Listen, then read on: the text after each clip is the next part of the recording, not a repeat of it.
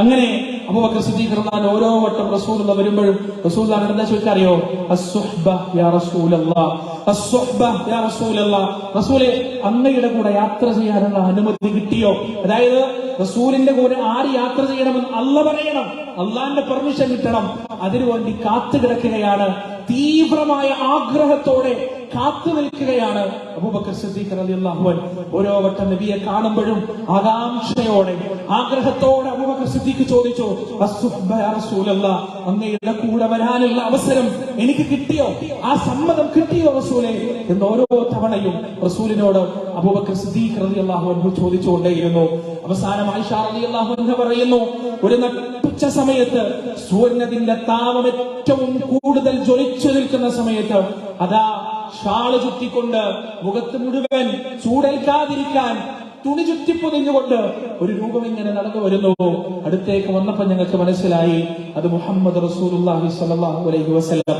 അത്രക്ക് അടിയന്തരമായ എന്തെങ്കിലും ഉണ്ടെങ്കിൽ മാത്രമേ റസൂൽ ഈ സമയത്ത് വരാറുള്ളൂ. സാധാരണഗതിയിൽ മക്കക്കാരുടെ ഒരു സംസ്കാരം അനുസരിച്ച് അവർ ഈ സമയത്ത് പുറത്തിറങ്ങാറില്ല. അവരുടെ വിശ്രമത്തിന്റെ സമയമാണ്. ആ വിശ്രമത്തിന് ഭംഗം വരുത്തി റസൂൽ ഈ സമയത്ത് വീട്ടിലേക്ക് വരുന്നുണ്ടെങ്കിൽ അതിനെന്തെങ്കിലും തക്കതായ അത്രയും അടിയന്തരമായ കാരണം വേണം. അതുകൊണ്ടായിരിക്കും ആയിഷ റളിയല്ലാഹു അൻഹ തുടർന്ന് പറയുന്നു, അന്ന് നബി സല്ലല്ലാഹു അലൈഹി വസല്ലമ അബൂബക്കർ സിദ്ദീഖിനോട് പറഞ്ഞു, അബൂബക്കർ അങ്ങയ്ക്ക് എന്റെ കൂടെ വരാനുള്ള അനുമതി കിട്ടിയിട്ടുണ്ട്, യാത്ര പുറപ്പെടാനുള്ള അനുമതി എനിക്കും അങ്ങയ്ക്കും കിട്ടിയിട്ടുണ്ട് എന്ന് റസൂലുള്ളാഹി സ്വല്ലല്ലാഹു അലൈഹി വസല്ലം പറയാൻ. പ്രിയപ്പെട്ടവരെ, പ്രവാചകൻ മക്കയിൽ നിന്ന് യാത്രയാകുമ്പോ അനുയായികൾ മുഴുവൻ അവിടെയില്ല. അനുയായികളൊക്കെ ഒരുപാട് ആളുകൾ പോയി. ഉമർ റളിയല്ലാഹു അൻഹു അടക്കം ഹിജ്റ പോയി. ഉമറിന്റെ ഹിജ്റ വ്യത്യസ്തമായ ഒരു ഹിജ്റയായിരുന്നു. ഉമർ എന്താ ചെയ്തതെന്നറിയോ? എല്ലാരും രാത്രിയിൽ പാത്തും പതുങ്ങിയിട്ടാണ് ഹിജ്റ പോകുന്നത്. ഉമർ തന്റെ ബാണ്ടക്കെട്ടുകളും യാത്രാ സാമഗ്രികളും തന്റെ സമ്പാദ്യങ്ങളും മുഴുവൻ എടുത്ത് യാത്ര ചെയ്യാനുള്ള വസ്ത്രത്തിൽ ദാറുൻ നദ്വയുടെ മുന്നിൽ പോയി. ദാറുൻ നദ്വ എന്ന് പറഞ്ഞാൽ ഖുറൈശികളുടെ പാർലമെന്റാണ്. ഖുറൈശി കൂട്ടത്തിലെ ഏറ്റവും വലിയ പ്രമാണിമാർ കൂടിയിരുന്ന് തന്ത്രപ്രധാനമായ കാര്യങ്ങൾ ചർച്ച ചെയ്യുകയും ആലോചിച്ച് തീരുമാനിക്കുകയും ചെയ്യുന്ന അവരുടെ പാർലമെന്റാണ് ഈ പറയുന്ന ദാറുൻ നദ്വ.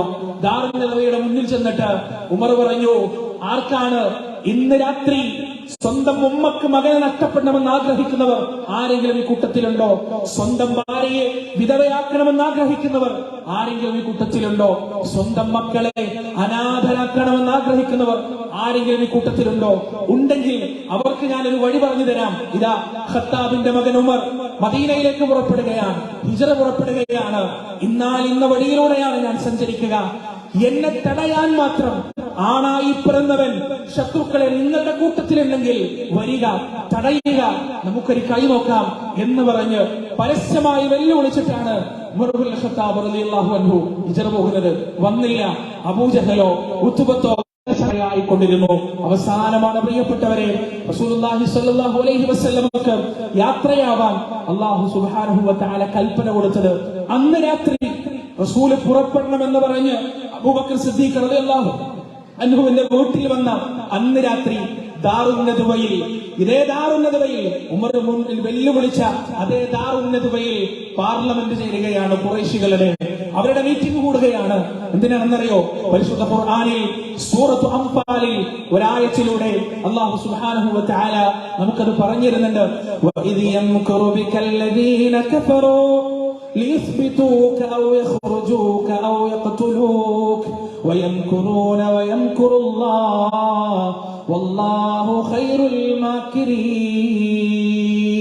നബിയെ അങ്ങയൊന്നുകിൽ തടവിലാക്കുക, അല്ലെങ്കിൽ അങ്ങയെ നാട് കടച്ചുക, അല്ലെങ്കിൽ അങ്ങയെ കൊന്നുകളെ. ഈ മൂന്ന് കാര്യത്തിന് വേണ്ടി അവർ തന്ത്രം പയറ്റിയപ്പോ അല്ലാഹുവും തന്ത്രം പയറ്റുകയുണ്ടായി. വല്ലാഹു ഖൈറുൽ മാകിരീൻ, അല്ലാഹുവാണ് ഏറ്റവും നന്നായി തന്ത്രം പയറ്റുന്നവൻ, തന്ത്രം പ്രയോഗിക്കുന്നവൻ. പ്രിയപ്പെട്ടവരെ, ഈ പറയുന്ന ദാറുൻ നദ്വയിലെ ഖുറൈശികളായ തലയെടുപ്പുള്ള നേതാക്കന്മാരൊക്കെ ഒരുമിച്ച് കൂടിയിരുന്നപ്പോ ചില താബിഈങ്ങളുടെ റിപ്പോർട്ടിൽ നമുക്ക് കാണാം, ഒരു വയസ്സൻ ആ വഴിക്ക് വന്നു. വയസ്സായ ഒരു മനുഷ്യൻ ആ വഴിക്ക് വന്നു. എന്നിട്ട് ദാറുന്നവയുടെ വാതിലിൽ മുട്ടി. അയാൾ അകത്തേക്ക് കടന്നു. ഖുറൈശികൾക്ക് അയാളെ പരിചയമില്ല. ഖുറൈശികൾ ചോദിച്ചു, ആരാണ് ഇയാൾ? അയാൾ പറഞ്ഞു, ഞാൻ നജിദിലെ ഒരു ഗോത്രത്തലവനാണ്. നിങ്ങൾ ഇന്ന് നടത്താൻ പോകുന്ന ചർച്ചയിൽ പങ്കെടുക്കാൻ എനിക്ക് ആഗ്രഹമുണ്ട്. യഥാർത്ഥത്തിൽ ഇത് റിപ്പോർട്ട് ചെയ്യുന്ന താബിഈകൾ പറയുന്നു അത് ശൈത്താനായിരുന്നു, ഇബ്ലീസ് ആയിരുന്നു. പ്രിയപ്പെട്ടവരെ, അവർ നമ്മോട് ചർച്ച തുടങ്ങാൻ, അവർ ചർച്ച ചെയ്യാൻ ഒന്നാമതായി അവർ ചെയ്യുന്ന എന്താണ്? നമുക്ക് മുഹമ്മദിനെ തടവിലിട്ട് കളയാൻ, നമുക്ക് അവൻ രക്ഷപ്പെടേണ്ട, ഒരിക്കലും അവന് പുറത്തേക്ക് വിടണ്ട, നല്ല ഭക്ഷണവും വെള്ളമൊക്കെ ഉള്ളിൽ കൊടുത്ത് അവനവിടെ അങ്ങനെ കിടക്കട്ടെ. അപ്പോ അബൂജഹൽ പറഞ്ഞു, തടവിലിട്ട് കഴിഞ്ഞാൽ മുഹമ്മദിന്റെ വാക്കുകൾ അവന്റെ അനുയായികളിലേക്ക് എത്തും. ഏത് ഇരുട്ടിന്റെ തടവറയിൽ മുഹമ്മദിനെ നിങ്ങൾ ഒളിപ്പിച്ചാലും ആ ഇരുട്ടിനെ മുഴുവൻ ഭേദിച്ച് അവന്റെ അനുയായികൾ ഒരു ദിവസം വരിക തന്നെ ചെയ്യും. കാരണം അത്രത്തോളം പ്രിയപ്പെട്ട നേതാവാണ് മുഹമ്മദ് സല്ലല്ലാഹു അലൈഹി വസല്ലം. അതുകൊണ്ട് തടവിലിടുക എന്നത് പ്രായോഗികമല്ല. ഇപ്പൊ രണ്ടാമത് ചർച്ച വന്നു, എന്നാൽ നമുക്ക് നാട് കടത്താം. അപ്പൊ അബൂജഹൽ പറഞ്ഞു, നാട് കടത്തുന്നത് അവനെ അവന്റെ അനുയായികൾക്കിടയിലേക്ക് പറഞ്ഞയക്കുന്നതിന് സമമാണ്. അങ്ങനെ പറഞ്ഞയച്ചാൽ അധികം വൈകാതെ പൂർവാധികം ശക്തിയോടെ ഈ നാട്ടിലേക്ക് മുഹമ്മദ് സല്ലല്ലാഹു അലൈഹി വസല്ലം തിരിച്ചു വരിക തന്നെ ചെയ്യും. അതുകൊണ്ട് അതും പ്രായോഗികമല്ല. മൂന്നാമതായി, എല്ലാവരും പറയാൻ മടിച്ച, എല്ലാവരും ഉള്ളിൽ അതായിരുന്നു ഉണ്ടായിരുന്നത്, പക്ഷെ എല്ലാവരും പറയാൻ മടിച്ച ആ മഹാപാതകത്തെ കുറിച്ച് അക്രമിയും ധിക്കാരിയുമായ അബൂജഹൽ തന്നെ പറഞ്ഞു, എങ്കിൽ നമുക്കവനെ കൊന്നുകളയാം. അല്ലാഹു അക്ബർ, സുബ്ഹാനല്ലാഹ്. ഒരു പ്രവാചകന്റെ കഴുത്തിൽ കത്തിവെക്കാൻ, ഒരു പ്രവാചകന്റെ രക്തം ചിന്താൻ വേണ്ടിയുള്ള ഗൂഢാലോചനയാണ് അവിടെ നടക്കുന്നത്. ഇത് കേട്ടപാടെ നജിദിന്റെ ഗോത്രത്തലവനായി വന്ന ഇബ്ലീസ് ലഅനത്തുല്ലാഹി അലൈഹി അതിനെ കൈയടിച്ച് പ്രോത്സാഹിപ്പിച്ചു.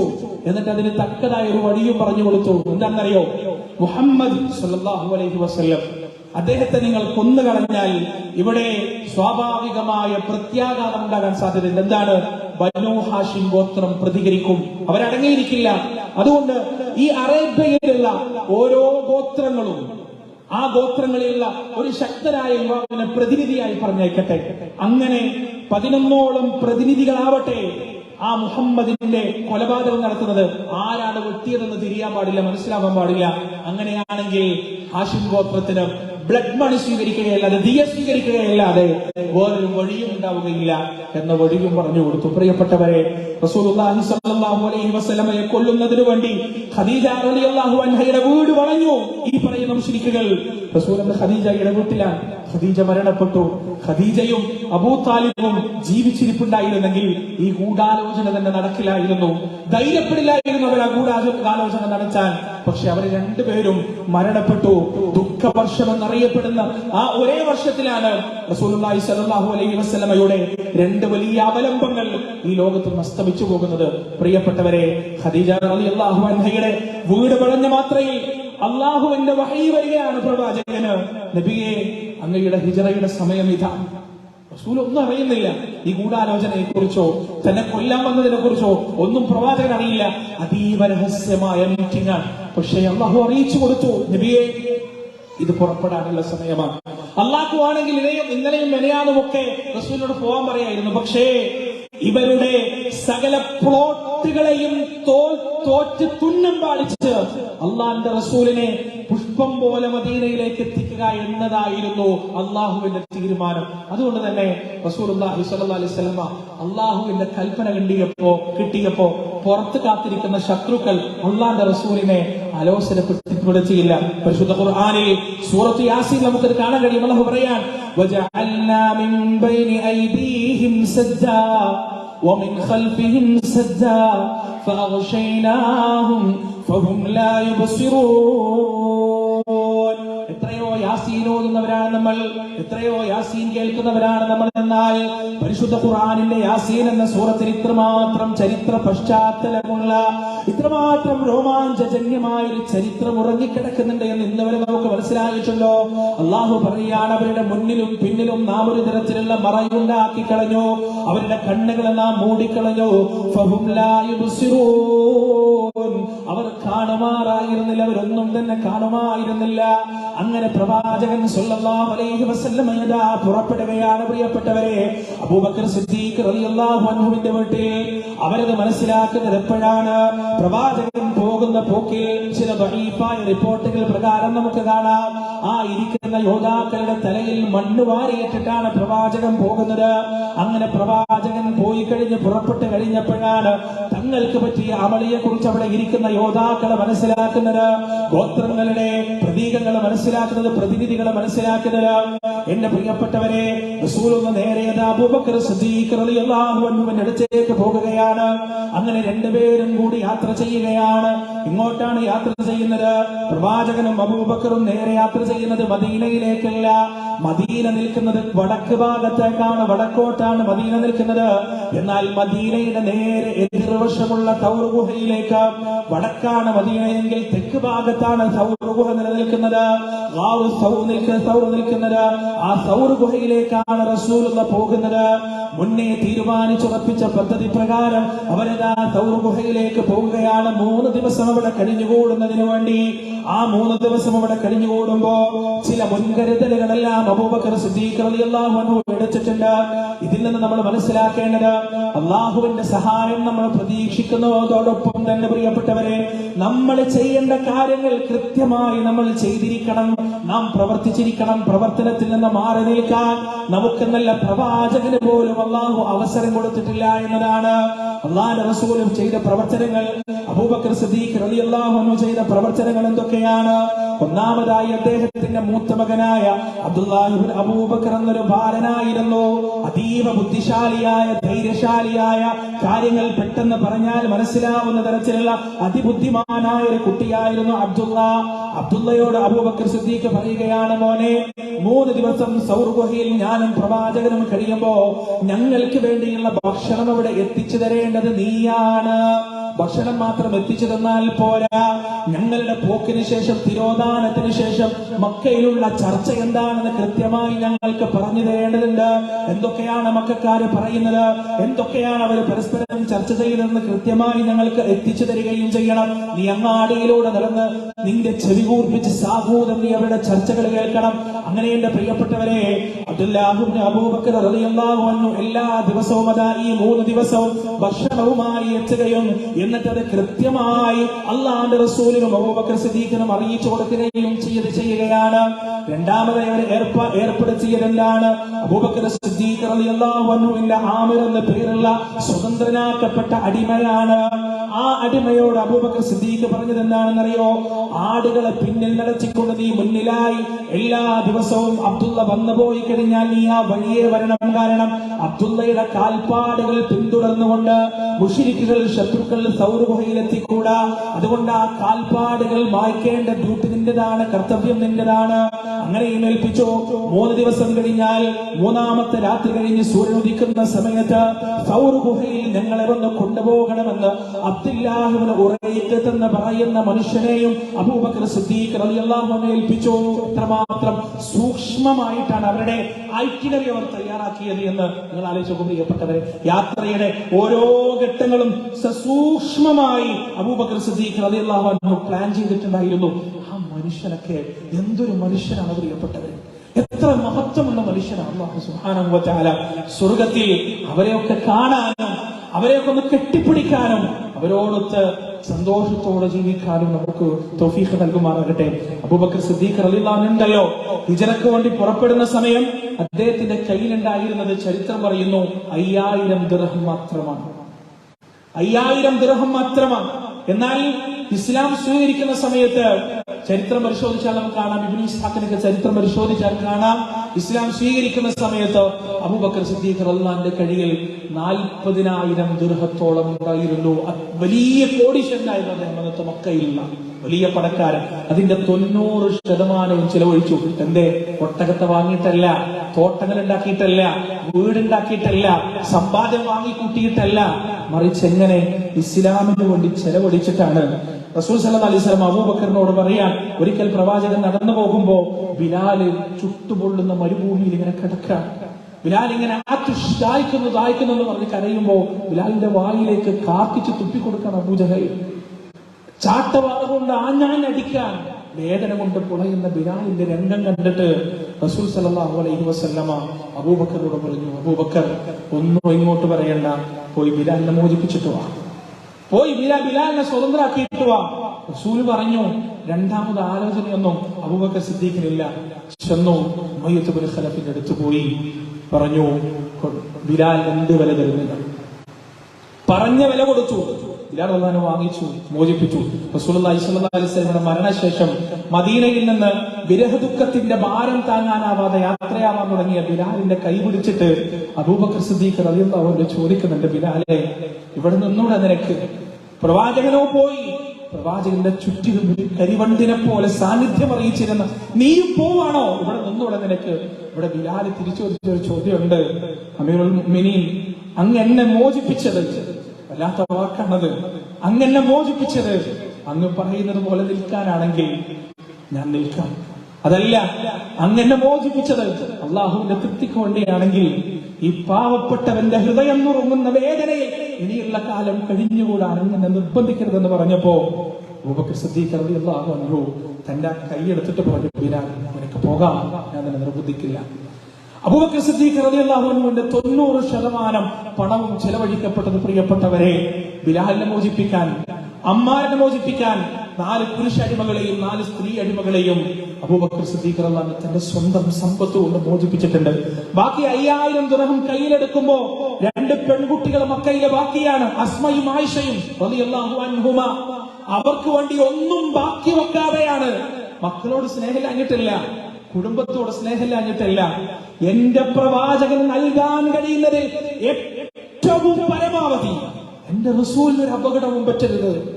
അതിനാണ് അബൂബക്കർ. കാരണം റസൂൽ എങ്ങാൻ ഒറ്റക്ക് പോയിരുന്നെങ്കിൽ അബൂബക്കർ സിദ്ദീഖ് റളിയല്ലാഹു അൻഹു വേദനിച്ച് മരണപ്പെടുമായിരുന്നു. ഒരു പക്ഷേ താങ്ങാൻ കഴിയുമായിരുന്നില്ല മനുഷ്യന്. പ്രിയപ്പെട്ടവരെ, അങ്ങനെയാണ് അവരെ യാത്ര, ഈ പറയുന്ന യാത്രയുടെ പദ്ധതികൾ മുഴുവൻ തയ്യാറാക്കുന്നത് അബൂബക്കർ സിദ്ദീഖ് റളിയല്ലാഹു അൻഹുവാണ്. പക്ഷേ അള്ളാഹുവിന്റെ തീരുമാനം നിങ്ങളൊന്ന് നോക്കണേ. ഈ പറയുന്ന മുൻകരുതലുകൾ മുഴുവനും എടുത്തിട്ടും അബൂജഹലും ഉത്ബത്തും ഷൈബത്തും വലീദ് ഇബ്നു മുഗൈറയും അടങ്ങുന്ന മക്കയിലെ പ്രമാണിമാര് മുഴുവൻ സൗർ ഗുഹയുടെ അടുത്തെത്തി. എങ്ങനെ എത്തി? അവർക്ക് മനസ്സിലാക്കാൻ ഒരു വഴിയുമില്ല. ചരിത്രം വായിച്ചാൽ നമുക്ക് കാണാൻ പറ്റും. അവർ ആ കാലഘട്ടത്തിലുള്ള ഫോറൻസിക് വിദഗ്ധർ എന്ന് വേണമെങ്കിൽ നമുക്ക് പറയാം. കാലഘട്ടത്തിൽ ഫോറൻസിക് സയൻസ് ഒന്നും ഇല്ലട്ടോ. അങ്ങനെ വേണമെങ്കിൽ നമുക്ക് പറയാം. ഒട്ടകത്തിന്റെ കാൽപ്പാടുകളും അതിന്റെ ചാണകങ്ങളുമെല്ലാം അനലൈസ് ചെയ്ത് അപഗ്രഥിച്ച് അവയുടെ സഞ്ചാര ദിശ മനസ്സിലാക്കാൻ പറ്റുന്ന അഗ്രഗണ്യരായ ആളുകളെ വലിയ പണം കൊടുത്തു വരുത്തി പരിശോധിച്ച് മുഹമ്മദ് നബിയും അബൂബക്കർ സിദ്ദീഖും സഞ്ചരിച്ച ദിശാവര മനസ്സിലാക്കുകയും അവര് സൗർ ഗുഹ നിലനിൽക്കുന്ന ആ ജബൽ സൗറിന്റെ താഴെ അവരെത്തുകയും ചെയ്തു. അവിടെയാണ് അബൂബക്കർ സിദ്ദീഖ് റളിയല്ലാഹു അൻഹു പേടിച്ച് റസൂലിനോട് പറയുന്നത്, റസൂലെ, എല്ലാ മുൻകരുതലുകളെയും ഭേദിച്ച് ഇവിടെ എത്തിയല്ലോ നബി അവർ. എന്നിട്ട് ആ ഗുഹാമുഖത്ത് അവരെ നിൽക്കാൻ റസൂലിനോട് അബൂബക്കർ സിദ്ദീഖ് പറയുന്നു, റസൂലെ, ഒന്നവര് കുനിയുകയാണെങ്കിൽ, ഒന്നവർ മണങ്ങുകയാണെങ്കിൽ, അവരുടെ കാലിന്റെ ഭാഗത്ത് എന്തെങ്കിലും ഒരു പ്രാണിയോ മറ്റോ കടിച്ച് ഉറുമ്പ് കടിച്ച് ഒന്ന് ചൊറിയാൻ അവർ മണങ്ങുകയാണെങ്കിൽ നമ്മൾ കാണും, നമ്മൾ പിടിക്കപ്പെടുമെന്ന് പറഞ്ഞപ്പോ റസൂലുള്ളാഹി സ്വല്ലല്ലാഹു അലൈഹി വസല്ലമയുടെ പ്രതികരണം എന്നറിയോ? മനഃശാസ്ത്രപരമായി ആ പ്രതികരണത്തെ നമ്മൾ അപഗ്രഥിച്ചാൽ നമ്മൾ അത്ഭുതപ്പെട്ടു. നമ്മൾ പറയില്ലേ, ഒരു കൂസലില്ല, ഒരു കൂസലില്ല റസൂലിന്, ഒരു തരത്തിലുള്ള മാറ്റവും റസൂലിനില്ല.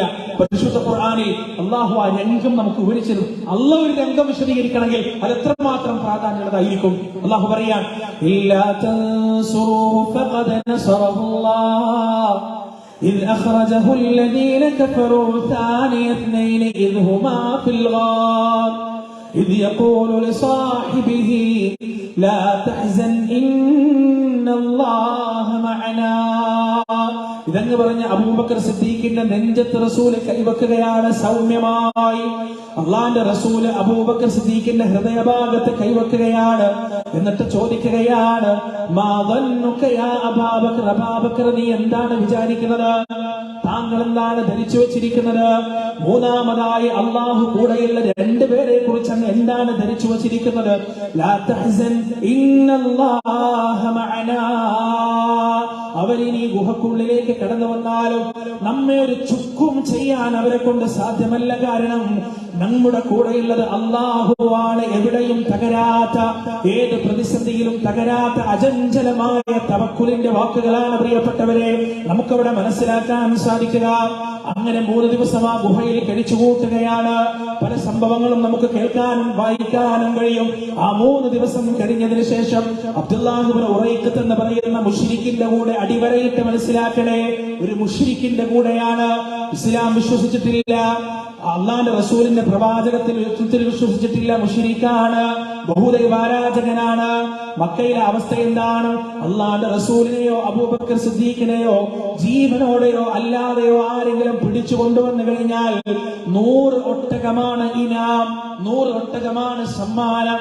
ഇന്നിന്റെ കാലഘട്ടത്തിൽ എന്തെങ്കിലും ഒരു കാര്യം ചെയ്തു കഴിഞ്ഞാൽ 100 ബെൻസ് കാർ സമ്മാനമായി തരാമെന്ന് പറഞ്ഞാൽ, 3 BMW സമ്മാനമായി തരാമെന്ന് പറഞ്ഞാൽ അതെത്രമാത്രം വലിയ സമ്പാദ്യമാണ്. ഒരൊറ്റ ദിവസം കൊണ്ട് ശതകോടീശ്വരനായി മാറാൻ കഴിയുന്ന, ഒരൊറ്റ ദിവസം കൊണ്ട് ജീവിതം മാറി മറിഞ്ഞു പോകുന്ന, തലകുത്തനെയായി മാറുന്ന വല്ലാത്തൊരു സമ്മാനമായിരുന്നു അത്. എന്നിട്ടും എന്റെ പ്രിയപ്പെട്ടവരെ, ആ സമ്മാനം അബ്ദുല്ലാഹ് ഇബ്നു ഉറൈഖത്തിനറിയാം. ആ ഉറൈഖത്ത് അല്ലാഹുവിന്റെ റസൂലിനെയോ അബൂബക്കർ സിദ്ദീഖിനെയോ ചതിച്ചിട്ടില്ല, വഞ്ചിച്ചിട്ടില്ല. ഇവിടെ ചില ആളുകൾ പറയാറുണ്ട്, മുസ്ലിങ്ങളെ വിശ്വസിക്കാൻ പാടില്ല, അന്യമതസ്ഥരെ വിശ്വസിക്കാൻ പാടില്ല, അവരെ സ്നേഹിക്കാൻ പാടില്ല, അവരുമായി കൂട്ടുകൂടാൻ പാടില്ല എന്നൊക്കെ പറയുന്ന ആളുകളുണ്ട്. യഥാർത്ഥത്തിൽ അത് പ്രവാചകന്റെ ചര്യക്കെതിരാണ്, അള്ളാഹുവിന്റെ റസൂലിന്റെ ചര്യക്കെതിരാണ്. നിർണായകമായ ഘട്ടത്തിൽ പിടിക്കപ്പെട്ടാൽ ജീവൻ പോകുമെന്ന് 100% ഉറപ്പുള്ള ഘട്ടത്തിൽ അള്ളാഹുവിന്റെ റസൂലിനെയും അവിടുത്തെ തോഴനെയും സുരക്ഷിതമായി മദീനയിലേക്ക് മക്കക്കാർക്ക് ഒരാൾക്കും അറിയാത്ത വഴിയിലൂടെ രഹസ്യമായി അവരെ കൊണ്ടുചെന്നെത്തിച്ച മനുഷ്യന്റെ പേര് അബ്ദുല്ലാഹ് ഇബ്നു ഉറൈഖത്ത് എന്നാണ്. ആ മനുഷ്യൻ മരണം വരെ ഇസ്ലാം സ്വീകരിച്ചിട്ടില്ല, മുശ്രിക്കായിരുന്നു. ഇതിൽ നിന്ന് നമ്മൾ മനസ്സിലാക്കേണ്ടത് എന്താണ് പ്രിയപ്പെട്ടവരെ? ഈ ദുനിയാവിന്റെ വിഷയത്തിൽ പരസ്പര സഹകരണങ്ങൾക്ക് യാതൊരു വിലക്കും പരിശുദ്ധ ഇസ്ലാം പറയുന്നില്ല, കൽപ്പിക്കുന്നില്ല. ലാ യൻഹാകുമുല്ലാഹു അനില്ലദീന ലം യുഖാതിലൂനകും ഫിദ്ദീൻ വലം യുഖ്രിജൂകും മിൻ ദിയാരികും അൻ തബറൂഹും വതുഖ്സിതു ഇലൈഹിം ഇന്നല്ലാഹ യുഹിബ്ബുൽ മുഖ്സിതീൻ. നിങ്ങളെ കൊല്ലാൻ വന്നിട്ടില്ലാത്ത, യുദ്ധം ചെയ്യാൻ വന്നിട്ടില്ലാത്ത, നിങ്ങളുടെ വീടുകളിൽ നിങ്ങൾ പുറത്താക്കിയിട്ടില്ലാത്ത, നിങ്ങളുടെ അവകാശങ്ങൾ ധ്വംസിച്ചിട്ടില്ലാത്ത മുസ്ലിങ്ങളായ ഇസ്ലാമിൽ വിശ്വസിക്കാത്ത ബഹുദൈവാരാധകരോട് നന്മ ചെയ്യുന്നതിൽ അള്ളാഹു നിങ്ങളെ വിലക്കിയിട്ടില്ല, അവരോട് നീതി ചെയ്യുന്നതിൽ അള്ളാഹു നിങ്ങളെ വിലക്കിയിട്ടില്ല. മാത്രമല്ല, ഇന്നല്ലാഹ യുഹിബ്ബുൽ മുഖ്സിതീൻ, അള്ളാഹു നീതി പാലിക്കുന്നവരെ ഇഷ്ടപ്പെടുകയും ചെയ്യുന്നു. അതുകൊണ്ട് പ്രിയപ്പെട്ടവരെ, നമ്മുടെ സംഘികളല്ലാത്ത, RSSകാരല്ലാത്ത, മുസ്ലിം സമുദായത്തിന്റെ അധപ്പതനവും നിഷ്കാസനവും ആഗ്രഹിക്കുന്ന ഇത്തരത്തിലുള്ള വർഗീയ കോമരങ്ങളല്ലാത്ത നമ്മുടെ നാട്ടിലുള്ള മഹാഭൂരിപക്ഷം വരുന്ന ഹൈന്ദവ സഹോദരങ്ങൾ, ക്രൈസ്തവ സഹോദരങ്ങൾ, യുക്തിവാദികളാകട്ടെ, അവരുമായി ഭൗതിക വിഷയത്തിൽ സഹകരിക്കുന്നവരോ, അവർക്കൊരു ആവശ്യം വന്നാൽ സഹായം ചെയ്തു കൊടുക്കുന്നതിനോ, അവരെ സ്നേഹിക്കുന്നതിനോ, ആവശ്യഘട്ടത്തിൽ അവരെ ചേർത്ത് പിടിക്കുന്നതിനോ പരിശുദ്ധ ഇസ്ലാം യാതൊരു തരത്തിലുള്ള തടസ്സവും മുന്നോട്ട് വെക്കുന്നില്ല എന്ന അടിസ്ഥാന ആദർശം ഹിജ്റയുടെ വേളയിൽ പ്രവർത്തനത്തിലൂടെ റസൂലുള്ളാഹി സ്വല്ലല്ലാഹു അലൈഹി വസല്ലമ നമുക്ക് പഠിപ്പിച്ചു തന്നിട്ടുണ്ട്. പ്രിയപ്പെട്ടവരെ, ഈ റസൂലുള്ളാഹി ഹിജ്റ പോകുന്ന സമയത്ത് പല അത്ഭുതങ്ങളും സംഭവിച്ചിട്ടുണ്ട്. അതിൽ പ്രധാനപ്പെട്ട 2 അത്ഭുതങ്ങൾ നമുക്ക് കാണാൻ സാധിക്കുക. ഈ റസൂലുള്ളാഹിനെയും അബൂബക്കർ സിദ്ദീഖിനെയും പിടിച്ചാൽ കിട്ടാൻ പോകുന്ന 100 ഒട്ടകങ്ങളെ കുറിച്ച് മക്കയിൽ മുഴുവൻ ചർച്ചയാണ്. മക്കക്കാരെ മുഴുവൻ, എല്ലാ ഗോത്രക്കാരും യുവാക്കളും ചർച്ച ചെയ്യാൻ, എങ്ങാനും എനിക്ക് കിട്ടിയിരുന്നെങ്കിൽ ഒറ്റ ദിവസം കൊണ്ട് എന്റെ തലവര മാറിപ്പോയനെ എന്നൊക്കെയാണ് ഇങ്ങനെ ആളുകൾ പരസ്പരം പറഞ്ഞുകൊണ്ടിരിക്കുന്നത്. അപ്പോ സുറാഖ എന്ന് പറയുന്ന ഒരു ഗോത്രത്തലവൻ അയാളുടെ ഗോത്രം ഒന്നിച്ചിട്ട് ഇങ്ങനെ ഒരു സ്ഥലത്ത് ഇങ്ങനെ ഇരുന്ന് കിസ പറഞ്ഞുകൊണ്ടിരിക്കുകയാണ്, സംസാരിച്ചുകൊണ്ടിരിക്കുക. പെട്ടെന്ന് മരുഭൂമിയിൽ യാത്രക്ക് പോയി തിരിച്ചു വന്ന ചില ആളുകൾ അദ്ദേഹത്തോട് പറഞ്ഞു, 3 പേരെ ഞാൻ കണ്ടിട്ടുണ്ട്, എനിക്ക് തോന്നുന്നു അത് മുഹമ്മദും അബൂബക്കറും ഉറൈഖത്തുമാണെന്ന് എനിക്ക് തോന്നുന്നു എന്ന് പറഞ്ഞപ്പോ ആ നിമിഷം സുറാഖയുടെ ഉള്ളിലുള്ള അത്യാഗ്രഹം അങ്ങോട്ട് വർദ്ധിച്ചു. കാരണം ആ 100 ഒട്ടകം ഷെയർ ചെയ്യാൻ അദ്ദേഹത്തിന് താല്പര്യമില്ല, എനിക്ക് ഒറ്റക്ക് കിട്ടണം. അതുകൊണ്ട് സുറാഖ പറഞ്ഞു, അത് അവരൊന്നുമല്ല, ഇന്ന് വേറെ കുറച്ച് ആളുകൾ പോകുമെന്ന് എന്നോട് പറഞ്ഞിരുന്നു, അവരാണത് എന്ന് പറഞ്ഞ് ഡിസ്കഷൻ ഡൈവേർട്ട് ചെയ്തു. ആ സംസാരങ്ങളുടെ ഇല്ലാണ്ടാക്കി കളഞ്ഞു. എന്നിട്ട് കുറച്ചു നേരം വളരെ ശാന്തമായിട്ടൊക്കെ അഭിനയിച്ച് കുറച്ചു കഴിഞ്ഞപ്പോ സുറാഖ ഒരൊറ്റ ഓട്ടം അങ്ങോട്ട് ഓടി. തന്റെ കുതിരയെടുത്ത് അമ്പും വില്ലൊക്കെ എടുത്ത് ഈ പറഞ്ഞ ആളുകൾ പറഞ്ഞ ദിശയിലേക്ക് സുറാഖ അതിവേഗം സഞ്ചരിച്ചു.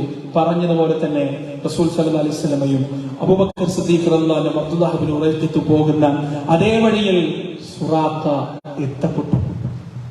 സുറാഖ എന്നിട്ട് കുതിര ഓടിച്ച് മുന്നോട്ട് പോവാൻ ഒന്നാമത്തെ തവണ ആദ്യം തന്നെ അയാൾക്ക് സംഭവിച്ചത് അയാളുടെ കുതിരയുടെ രണ്ട് മുൻകാലുകൾ മണ്ണിനടിയിലേക്ക് പൂണ്ടുപോയി. അങ്ങനെ തന്നെ ആഴ്ന്നുപോയി. അയാൾ ഇറങ്ങി കഷ്ടപ്പെട്ട് കുതിരയെ പുറത്തേക്ക് എടുത്തിട്ട് വീണ്ടും അതിന്റെ മേലെ കയറി. എന്നിട്ട് വീണ്ടും ഓട്ടിക്കാൻ തുടങ്ങി. കുതിര പായിച്ച് അടുത്തെത്തിയപ്പോ വീണ്ടും കാല് പൂണ്ടുപോയി. വീണ്ടും വലിച്ചെടുത്തു. അപ്പൊ സുറാഖ മനസ്സിലാക്കി, ഈ മനുഷ്യരെ ഒരു ചുക്കും എനിക്ക് ചെയ്യാൻ പറ്റില്ല, എനിക്കൊരു ചുക്കും ചെയ്യാൻ പറ്റില്ല. ഇവരെ ഏതോ ഒരു ശക്തി സംരക്ഷിക്കുന്നുണ്ട്. അങ്ങനെ സുറാഖ് ആവുന്ന പണിയൊക്കെ ചെയ്തു, പറ്റുന്നില്ല. സുറാഖ് ഉറക്ക വിളിച്ചു കാറി, ഉറക്ക വിളിച്ചു. സുറാഖക്ക് മനസ്സിലായി, ഈ പോകുന്ന മനുഷ്യർ ഒരു വലിയ സമുദായമായി, ഒരു വലിയ ജനതയായി, ഒരു വലിയ രാജ്യമായി മാറുക തന്നെ ചെയ്യുമെന്ന് സുറാഖ് മനസ്സിലാക്കി. ഞാൻ തിരിച്ചു പോകാൻ പോകുന്ന മക്ക വരെ ഇവരുടെ അധീനതയിലാകുമെന്ന സത്യം സുറാഖ് അവിടെ വെച്ച് മനസ്സിലാക്കി. സുറാഖ് ഉറക്ക വിളിച്ചു. എന്നിട്ട് അനുവാദം ചോദിച്ചു. സുബ്ഹാനല്ലാഹ്, കൊല്ലാൻ വന്ന മനുഷ്യൻ അടുത്ത് വന്ന് സംസാരിക്കാൻ വേണ്ടി അനുവാദം ചോദിക്കാൻ മിനിറ്റുകൾ കൊണ്ട്, സെക്കൻഡുകൾ കൊണ്ട് മാറി മറിയുന്ന അത്ഭുതമാണ്. അങ്ങനെ ഇത് സുറാഖ തന്നെ വിവരിക്കുന്നതാണ്. അങ്ങനെ സുറാഖ തന്റെ കുതിരയൊക്കെ ഉപേക്ഷിച്ച്, ആയുധങ്ങളൊക്കെ ഉപേക്ഷിച്ച് അങ്ങോട്ട് റസൂലുള്ളാഹിന്റെയും അബൂബക്കർ സിദ്ദീഖ് റളിയല്ലാഹുവിന്റെയും അടുത്തേക്ക് പോയി. സുറാഖ പറഞ്ഞു, എനിക്ക് നിങ്ങളൊന്ന് എഴുതി തരണം. എന്താ എഴുതി തരേണ്ടതെന്ന് അറിയോ?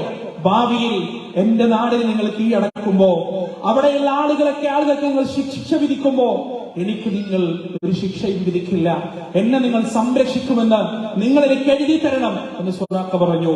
അതുപോലെ റസൂലിന്റെ സമ്മതപ്രകാരം അബ്ദുല്ലാഹ് ഇബ്നു ഉറൈഖത്ത് എഴുതി കൊടുത്തു. പ്രവാചക അനുവാദപ്രകാരം എഴുതി കൊടുത്തു. സുറാഖ അവരോട് കുറച്ച് ഭക്ഷണം അവർക്ക് ഓഫർ ചെയ്തു. അവരത് വേണ്ടാന്ന് പറഞ്ഞു. അബൂബക്കർ സിദ്ദീഖ് റളിയല്ലാഹു അൻഹു പറഞ്ഞു, നീ ഞങ്ങളുടെ ഈ സ്ഥാനത്തെക്കുറിച്ച്, യാത്രയെക്കുറിച്ച് രഹസ്യമായി വെക്കണം എന്ന് പറഞ്ഞു. അങ്ങനെ സുറാഖ തിരിഞ്ഞു നടക്കുമ്പോ റസൂലുള്ളാഹി സ്വല്ലല്ലാഹു അലൈഹി വസല്ലം ഇതുവരെ ഇത്രയും നേരം ഒന്നും പ്രവാചകൻ സംസാരിച്ചിട്ടില്ല. സുറാഖ തിരിഞ്ഞു നടക്കുമ്പോ നബി സല്ലല്ലാഹു അലൈഹി വസല്ലമ സുറാഖയെ വിളിച്ചു. എന്നിട്ട് സുറാഖയോട് പറഞ്ഞു, സുറാഖ, കൈസറിന്റെ, കിസ്രായുടെ വള നിന്റെ കയ്യിൽ അണിയിച്ചാൽ എങ്ങനെയുണ്ടാവും? സുറാഖ ഞെട്ടി. ഹുർമുസിന്റെ മകൻ കിസ്രായോ? വലിയ ചക്രവർത്തിയായ രാജാവായ ഹുർമുസിന്റെ മകൻ കിസ്രായുടെ വള എന്റെ കയ്യിൽ ധരിപ്പിക്കപ്പെടുകയോ? ആ ചോദ്യത്തിന് റസൂൽ ഒന്നും മറുപടി പറഞ്ഞില്ല. പ്രവാചകൻ മൗനമായി മുന്നോട്ട് പോയി. വർഷങ്ങൾക്ക് ശേഷം ഉമർ ഇബ്നുൽ ഖത്താബ് റളിയല്ലാഹു അൻഹു രാജ്യം ഭരിക്കുമ്പോ കൈസറിന്റെ രാജ്യം മുഴുവൻ ഇസ്ലാമിന്റെ കീഴിൽ വരികയും സുറാഖ അന്ന് ഇസ്ലാം സ്വീകരിച്ചിട്ടുണ്ട്, മുസ്ലിം ആയിട്ടുണ്ട്. സുറാഖയെ വിളിച്ചു കൊണ്ടുവരികയും സുറാഖയുടെ കയ്യിലേക്ക് ആ കൈസറിന്റെ വള ഉമർ റളിയല്ലാഹു അൻഹു അണിയിച്ചു കൊടുക്കുകയും മദീന മുഴുവൻ ആളുകൾ കാണുന്ന രൂപത്തിൽ സുറാഖയെ ആ വളയും അണിയിച്ച് ഉമർ റളിയല്ലാഹു അൻഹു നടത്തുകയും ചെയ്തു. റസൂലുള്ളാഹി സ്വല്ലല്ലാഹു അലൈഹി വസല്ലമയുടെ ഹിജ്റയുടെ വേള എന്ന് പറഞ്ഞാൽ ജനിച്ച മണ്ണ് പോലും ഉപേക്ഷിച്ച് ഒരൊട്ടകം അബൂബക്കർ സിദ്ദീഖ് റളിയല്ലാഹുവിന്റെ കയ്യിൽ നിന്ന് വാങ്ങിച്ചതാണ്. ഒരൊട്ടകം പോലും സ്വന്തമായി ഇല്ലാതെ മദീനയിലേക്ക് തനിക്ക് ഇനി പുതിയ വീട്, ആദ്യത്തെ പള്ളി പോലും ഉണ്ടായിട്ടില്ല. അവിടെ നിന്നാണ് റസൂൽ പറയുന്നത്, കൈസറിന്റെ ആഭരണം എന്റെ കയ്യിൽ അണിയിക്കപ്പെടുന്ന ഒരു കാലഘട്ടമുണ്ട് സുറാഖ എന്ന് റസൂലുള്ളാഹി സ്വല്ലല്ലാഹു അലൈഹി വസല്ലം. ഒരു അത്ഭുതം അതാണ്. ഇന്ന് ഏറ്റവും വലിയ കൗതുകം എന്താണെന്നറിയോ? നമ്മൾ ഇന്ന് പോകുന്ന വഴിയുണ്ടല്ലോ, ഇന്ന് മക്കയിൽ നിന്ന് ഉംറക്ക് പോയ ആളുകളൊക്കെ ഉണ്ടെങ്കിൽ അറിയാം, മക്കയിൽ നിന്ന് മദീനയിലേക്ക് നമ്മൾ യാത്ര ചെയ്യുമ്പോൾ നമ്മൾ ആ സഞ്ചരിക്കുന്ന വഴി എക്സാക്ട് എവിടെയാണോ നബി സല്ലല്ലാഹു അലൈഹി വസല്ലമയും അബൂബക്കർ സിദ്ദീഖും അബ്ദുല്ലാഹ് ഇബ്നു ഉറൈഖത്തും യാത്ര ചെയ്തത് അതേ വഴിയാണ്. ത്വരീഖുൽ ഹിജ്റ എന്നാണ് ആ വഴിക്ക് പറയാം. ആ വഴിയിലൂടെ തന്നെയാണ് നമ്മൾ യാത്ര ചെയ്യുന്നത്. കാരണം പിന്നീട് എഞ്ചിനീയർമാർ റൂട്ട് മാപ്പ് ഒക്കെ നോക്കി ഏറ്റവും എളുപ്പമുള്ള വഴി ഏതാണെന്ന് പഠിച്ചു നോക്കിയപ്പോ ഈ വഴിയാണ് ഏറ്റവും എളുപ്പമുള്ള വഴി. അവിടുന്ന് ആ വഴി റസൂലും സഹാബത്ത് അബൂബക്കർ സിദ്ദീഖ് ഒക്കെ നടന്നുപോയ ആ വഴിയിൽ ഏകദേശം അതിന്റെ അടുത്ത് തന്നെയാണ് ടാറിട്ട് ഇന്ന് അത്യന്താധുനിക ഹൈവേ നിലനിൽക്കുന്നത്. അതിലൂടെ തന്നെയാണ് നമ്മൾ പോകുന്നത്. നിങ്ങളൊക്കെ ഭാവിയിൽ ഉംറക്ക് പോകുന്നുണ്ടെങ്കിൽ ബസ്സിലായിരിക്കും മിക്കവാറും പോവാ. മക്കയിൽ നിന്ന് മദീനയിലേക്ക് പോകുമ്പോ ജിദ്ദയുടെ ഭാഗത്തേക്ക് പോയി ജിദ്ദ എത്തുന്നതിന്റെ മുന്നേ ഡൈവേർട്ട് ചെയ്തിട്ടാണ് പിന്നെ മദീനയിലേക്ക് പോവാം. ആ മദീനയിലേക്കുള്ള സഞ്ചാരത്തിൽ രണ്ട് ഭാഗത്തും നിറഞ്ഞു നിൽക്കുന്ന ആ പർവ്വതങ്ങൾ ഉണ്ടല്ലോ, യഥാർത്ഥത്തിൽ മഹാനായ റസൂൽ കരീം സ്വല്ലല്ലാഹു അലൈഹി വസല്ലമയും അബൂബക്കർ സിദ്ദീഖ് റളിയല്ലാഹു അൻഹു അബ്ദുല്ലാഹി ഇബ്നു ഉറൈഖിത്തും അവര് മൂന്ന് പേരും നടന്നുപോയ അവരുടെ യാത്രക്ക് സാക്ഷ്യം വഹിച്ച അതേ പർവ്വതങ്ങൾ, അതേ വഴി, അതേ വഴിത്താരകൾ, എത്രയോ അത്ഭുതങ്ങൾ കൊണ്ട് അല്ലാഹു നിറച്ച അനുഗ്രഹിച്ച ആ യാത്ര പ്രിയപ്പെട്ടവരെ, എത്രയോ അത്ഭുതങ്ങൾ. എല്ലാം ഒന്ന് വിശദീകരിക്കാൻ നമുക്ക് സമയമില്ല. ആ യാത്ര അവസാനിക്കുമ്പോ ഖുബാ പള്ളിയിലേക്ക് നബി സല്ലല്ലാഹു അലൈഹി വസല്ലമ എത്തിച്ചേരുകയാണ്. എന്റെ നിഗമനം കൃത്യമാണെങ്കിൽ മദീനയുടെ ഹറമിൽ നിന്ന് 4-5 കിലോമീറ്റർ ആണെന്ന് കൃത്യമായിട്ട് അറിയില്ല ഖുബാ പള്ളിയിലേക്കും. ഈ ഖുബാ പള്ളിയെ കുറിച്ച് നബി സല്ലല്ലാഹു അലൈഹി വസല്ലമ പറഞ്ഞത്, ആരെങ്കിലും സ്വന്തം താമസ സ്ഥലത്ത്, അതായത് നമുക്കൊക്കെ റൂമിൽ നിന്ന് ഒതു എടുത്തിട്ട് ആ പള്ളിയിലേക്ക് പോയി 2 റക്അത്ത് നമസ്കരിച്ചാൽ ഒരു ഉംറ ചെയ്ത കൂലിയാണെന്ന് റസൂലുള്ളാഹി സ്വല്ലല്ലാഹു അലൈഹി വസല്ലം പറഞ്ഞു തന്നിട്ടുണ്ട്. അതാണ് റസൂലിന്റെ കൈകൊണ്ട് ആദ്യമായി നിർമ്മിച്ച പള്ളി. റസൂൽ സ്വന്തം തോളത്ത് കല്ല് ചുമന്നുകൊണ്ട്, സ്വന്തം ശരീരത്തിൽ പൊടി പുരണ്ടുകൊണ്ട് ഹിജ്റ അവസാനിക്കുന്നതിന്റെ മുന്നേ പ്രവാചകൻ സ്വന്തം കൈകൊണ്ട് തറക്കട്ടിട്ട ആ പള്ളി, മദീനയുടെ ഒരു വശത്ത് നിന്ന് ഖുബാ പള്ളിയിലേക്ക് ഒരു പെഡസ്ട്രിയൻ നിലനിൽക്കുന്നുണ്ട്, ഒരു പെഡസ്ട്രിയൻ വേ നിലനിൽക്കുന്നുണ്ട്. അതിലെ നടന്നു വേണമെങ്കിൽ നമുക്ക് ഖുബാ പള്ളിയിലേക്ക് പോകാനും നമസ്കരിക്കാനും കഴിയും. എന്നെങ്കിലും ഉംറക്കൊക്കെ പോകുമ്പോ, ഈ ഖുബാ പള്ളിയിലേക്കൊക്കെ പോകുമ്പോ ഈ ചരിത്രമൊക്കെ ഒന്നോർക്കണം പ്രിയപ്പെട്ടവരെ. ദുർഘടമായ, അപകടകരമായ, ഭയവിഹ്വലമായ നീണ്ട യാത്രയ്ക്ക് ശേഷം സമാധാനത്തോടെ നമ്മുടെ പ്രിയപ്പെട്ട പ്രവാചകൻ വിശ്രമിച്ച, നമ്മുടെ പ്രിയപ്പെട്ട പ്രവാചകൻ സമാധാനമടഞ്ഞ, നല്ല രീതിയിൽ വെള്ളം കുടിച്ച, ആദ്യമായി ഇമാമത്തുനിന്ന് നമസ്കരിച്ച, വിയർത്തൊലിച്ച് തറക്കല്ലിട്ട ആ പ്രിയപ്പെട്ട പള്ളി യശസ്സോടെ, അന്തസ്സോടെ വരുന്ന അള്ളാഹുവിന്റെ ദുയൂഫുകൾ സ്വീകരിക്കാൻ ഇന്നും അവിടെ നിലനിൽക്കുന്നു പ്രിയപ്പെട്ടവരെ. അവിടെ ഏതാനും ദിവസങ്ങൾ ഖുബാ പള്ളിയിൽ കഴിച്ചുകൂട്ടി റസൂലുള്ളാഹി സ്വല്ലല്ലാഹു അലൈഹി വസല്ലമ ചരിത്ര പ്രധാനമായ യത്രീബിലേക്ക് കാലെടുത്ത് വെക്കുകയാണ്, മദീനയിലേക്ക് കാലെടുത്ത് വെക്കുകയാണ്. നമ്മളൊക്കെ ചെറുപ്പം തൊട്ടേ കേട്ട പാട്ടാണ്, ത്വലഅൽ ബദ്റു അലൈനാ മിൻ സ്വനീഅത്തിൽ വദാ വജബ ശുക്രു അലൈനാ. പല പാട്ടുകളും ആഘോഷങ്ങളുമായിട്ടാണ് മദീനക്കാർ റസൂലുള്ളാഹി സ്വല്ലല്ലാഹു അലൈഹി വസല്ലമയെ സ്വീകരിച്ചത്. കാരണം എന്താണെന്നറിയോ, രാവിലെ പ്രവാചകൻ പുറപ്പെട്ടു എന്ന് അറിഞ്ഞതിന് ശേഷം മദീനയിലെ മഹാഭൂരിപക്ഷം വരുന്ന മുസ്ലിങ്ങളുടെ പണി എന്താ അറിയോ, ആണുങ്ങളുടെ പണി എന്താ അറിയോ, പനന്റെ മേലെ കയറിയിക്കുക, പനന്റെ മേലെ കയറിയിക്കുക. പെണ്ണുങ്ങള് അതിന്റേതായ ഇങ്ങനെ തൊള്ള വിളിച്ചിരിക്കുക. ഇതിനറിയോ, റസൂല് വരുന്നുണ്ടോ എന്ന് അറിയാൻ വേണ്ടിയിട്ട്. റസൂലിന്റെ വരവിനെ അവർ പ്രതീക്ഷിച്ചിട്ട് വൈകുന്നേരം വരെ ഇത് തുടരും. ഷിഫ്റ്റ് വെച്ചിട്ട് പരമക്കേരാൻ റസൂലിന്റെ വരവറിയാൻ. അങ്ങനെ കാത്തുനിന്ന് വൈകുന്നേരം സൂര്യനാസ്തമിക്കുമ്പോ തളർന്നവര് താഴെ ഇറങ്ങും, പോയി കിടന്നുറങ്ങും. വീണ്ടും രാവിലെ പിന്നെയും വലിഞ്ഞു കയറും, പിന്നെയും നോക്കും. പക്ഷെ അങ്ങനെ എല്ലാവരും പനന്റെ മുകളിൽ നിന്ന് താഴേക്ക് ഇറങ്ങിയ ആ സമയമാണ് ഒരു ജൂതൻ തന്റെ കോട്ടക്ക് മുകളിൽ നിന്ന് റസൂലുള്ളാഹി സ്വല്ലല്ലാഹു അലൈഹി വസല്ലമയുടെ വരവറിഞ്ഞതും മുഅ്മിനീങ്ങളെ അറിയിച്ചതും. ആ മുഅ്മിനീങ്ങൾ ആഘോഷങ്ങളുമായി റസൂലുള്ളാഹി സ്വല്ലല്ലാഹു അലൈഹി വസല്ലമയെ സ്വീകരിച്ചതും. മദീന എന്നാൽ വല്ലാത്തൊരു മണ്ണാണ് പ്രിയപ്പെട്ടവരെ, വൈകാരികമായ മണ്ണാണ്. ഇന്നും ആ മദീനയിൽ പോയാൽ ആ വൈകാരിക ഊഷ്മളത നമുക്ക് കാണാൻ കഴിയും. മദീന നിവാസികളായ തദ്ദേശീയരായ ആളുകളുടെ സ്വീകരണം, അവരുടെ പെരുമാറ്റം, അവരുടെ സൽസ്വഭാവമെല്ലാം നമ്മുടെ ഹൃദയത്തെ വല്ലാതെ ആകർഷിക്കുന്നതാണ്. പരിശുദ്ധ ഖുർആനിൽ അല്ലാഹു സുബ്ഹാനഹു വ തആല അവരെ കുറിച്ച് സംസാരിച്ചിട്ടുണ്ട്. അല്ലാഹു പറയാൻ, വല്ലദീന തബവ്വഉദ് ദാറ വൽ ഈമാന മിൻ